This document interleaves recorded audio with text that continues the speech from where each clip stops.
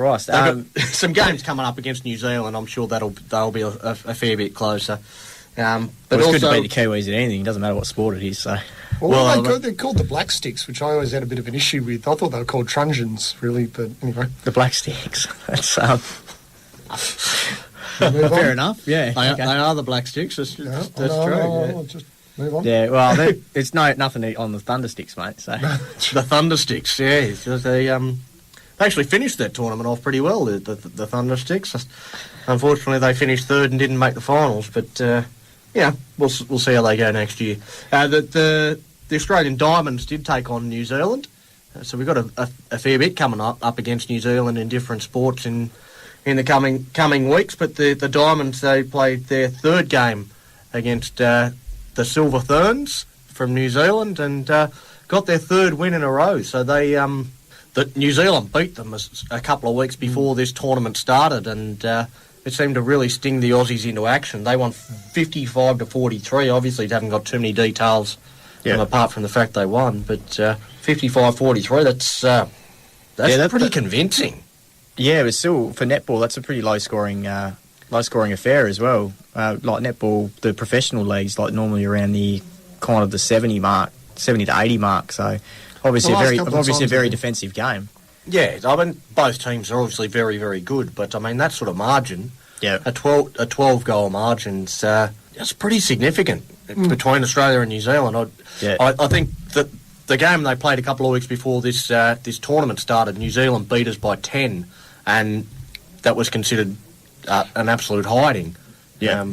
So to beat them by 12 is it's good. It makes me feel good. Yeah. If Caitlin Bassett, if you're listening, we're free. You can come in for an interview if you like, and no worries. Yeah, I'm sure she shot about 95% again today. So yeah, we'll put it out there. Put it out there, Caitlin. Give us a call. So the Socceroos, we're going to touch on them a bit more later, but they got up. They're probably lucky to get up last night. I honestly think that they did everything in their power to lose that game and somehow fell over the finish line. And the golden forward. Oh, the man is just, Yeah. What do you say? He's 3'1". How does he get up above those blokes to get his head on the ball before anybody else? Like he's surely you'd be he's not saying, 3'1", but he's short. I'm not sure how you'd say it in. He's been doing it for so long as well. He's Mr. Consistent. He's Mr. Reliable. 50th goal. Yeah, 50th. His second goal was his 50th. 50th in international for Australia goals. So he's just Mr. Reliable. 47 off his head, I reckon. But surely they'd be saying, "Where's Cahill? Where's Cahill? Where's Cahill? Where's Cahill? Hello." Even the first goal, that was just I think they were asleep. Mind you, our goal. Their goal against us, we were asleep at the wheel too. So we'll get onto that later. Yeah, no, we will get stuck into them. It's fantastic that they won. It's fantastic that they won.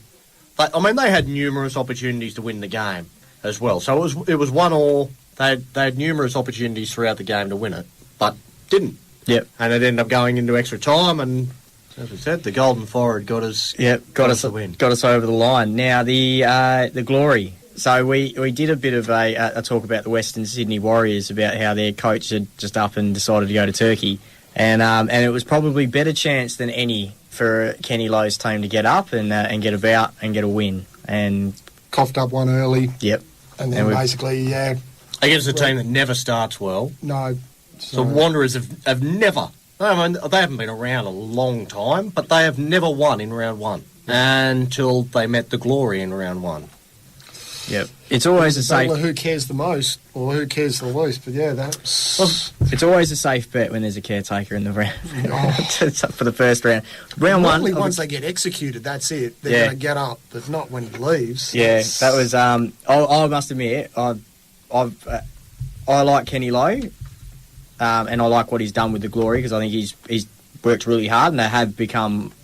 From what they were a few years ago... Well, I'm talking, 5-10 years ago, he has really made a strong side that's always up and about and usually in contention for the top of the ladder around that area. But, yeah, that was just... That blew me away. I thought for sure that they were going to come out and they were going to send a message to the comp. They have been a slow burn. But there's a few things that frustrated me about this game, and the the way that we started, and you're taking on a team that lost their coach a week before the start of the season, we came out like we were half asleep. Like, the first 60 minutes, we barely touched the ball, we barely had a chance. It was all the Wanderers. They dominated the first 60 minutes. They were up. They scored 2 goals in 3 minutes at the back end of the first half. So despite all their dominance, there was a 3-minute period where they scored their goals. The last half an hour was good. The last half an hour was really good. Played pretty well. We started to look likely. Got our goal.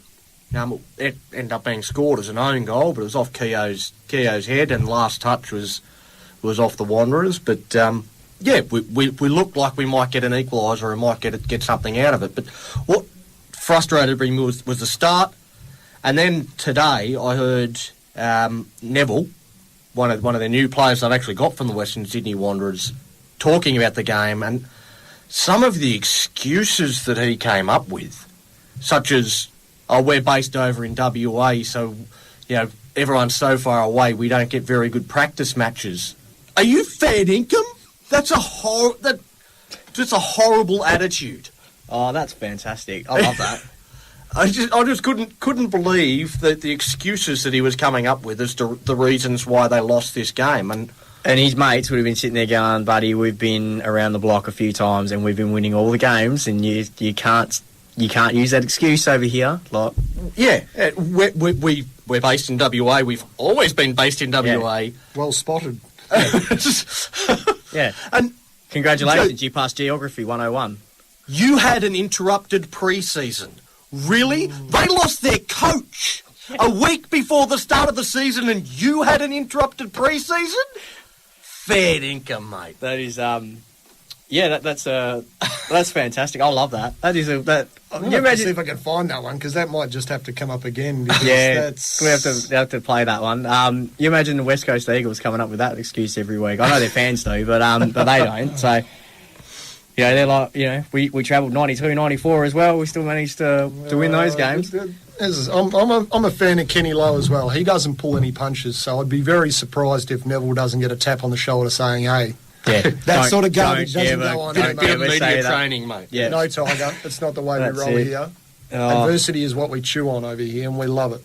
Now, the Western Warriors, they played today against Queensland, and close. It didn't look like it was going to be a close game, but turned out to be a tight finish. But just on WA, they're on fire at the moment. Is JL? He's got to be the next Australian coach.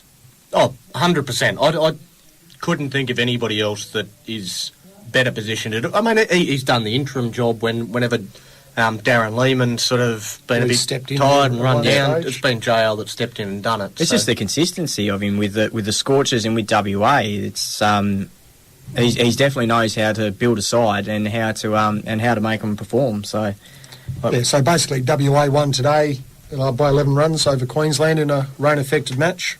Well, actually, where was that, actually? Because it wasn't... North Sydney Oval. Sydney Oval, so we are back on that stretch again. So Mitch Marsh had another fantastic game. Yeah, he's definitely given us the middle finger after we questioned him his captaincy. So yeah, gee whiz, he's really come to the pole. I didn't see the after-match interviews, but I'm sure he would. It was Sean that got the runs. It was Mitch. Mitch was 7 not out or something at the end. Yeah. Well, he's still giving us the finger. But, I'm sure he did mention that 88.5. 88.5 gets stuffed, mate. I'm killing this. You're welcome to come in as well, Mitch, and have a talk to us. Cam Bancroft, he's one of my favourites, and I've always known him as a bit of a dour sort of batsman, a real genuine test opener that will stick around all day and make 50. But he came out today 73 or 47, so he didn't like running. No, what you're saying. No. Well, 7 sixes or something, and had a a real good game. And got to make mention of Kelly, Matt Kelly. Just his second game took 4 for 25 off 8 overs today. Yeah, that's a really good effort as well. Was their innings rain affected as well? No, it was early on in the game that the rain came down. I actually heard on the radio it was Duckworth Lewis, but it wasn't Duckworth Lewis. was early on. The rain came down, So they only got the was same. reduced They got to the same. 41. They got the same number of overs as us. So okay, there you go. Yeah. So both teams 41 overs. WA made 303, which is. You'd think that's like smacked out of the park. That's unattainable, and obviously for it to come down to the But last. it's North Sydney North Ovals. Sydney Ovals. It's the postage size of stamp. a pinhead. So Yeah. No, that's fantastic. And the WA women's, how'd they go? WA women's have been killing it. So they've had 2 wins, and it's been their opener, Nicole Bolton. She's actually been picked in the Australian team for the Ashes. She has carried her bat in both matches.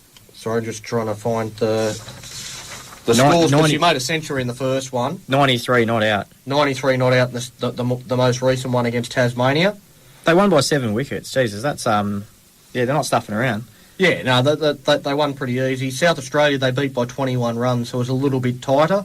Yeah. In that one, Elise Villani, who's also made the Australian team for the Ashes, she scored 139 off 103. So Doesn't like running either. No. well, it's remarkable. I mean, the women are doing everything as good as the men. They're just as good. WA's just killing sport at the moment. It's fantastic. Yeah. They're both teams on top of the table, but Yep. at the end of the day, they're all going to be judged by how well we do in the Shield. Yeah. And that's the one that's always eluded us, and that's what we really want this year. Well, we're off to a promising start, so it's looking good at the moment. Now, Bathurst, the Bathurst 1000's on the weekend, and I watched the final race, and I'll tell you what, that was the last 25 laps was probably some of the most nail-biting watching of motorsport. It was phenomenal, like to watch. Shane Van Gisbergen would have to be in the top 2 races at the moment. That guy, he was leading in that last 25 laps. He's coming number 1 off a safety car, and he straight away has lost it, gone to the back. 5 minutes later, he's 4th. You're like, where the hell has he come from?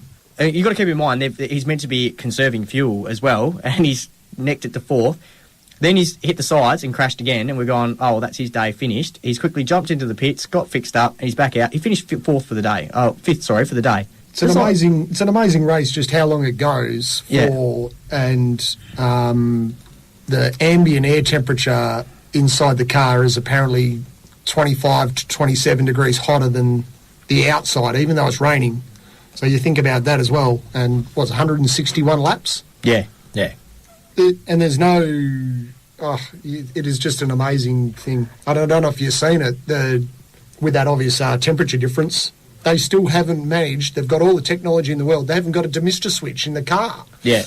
So they had to cable tie a bit of rag to a squeegee. So 300 k's an hour down Conrad Straight. The guy's got one hand on the wheel. Yeah.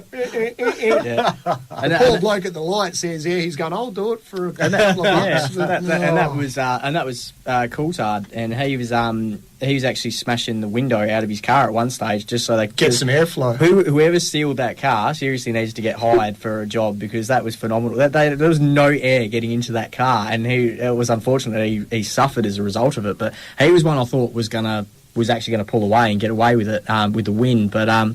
But Reynolds, he did a great job once he got to his top spot, he was not getting in, letting anyone else in. So, and it was. I'd love to go back in time. I don't reckon David Reynolds would have been at the top of the betting. No. Well, he started off. I think it was 4th in the pole position. He's a good racer. Yeah. No, he did he was smart in that last kind of 10 laps after Tander crashed out and wiped out a few people, and that wasn't necessarily his fault, but just the way it kind of works. It's just with the wet track.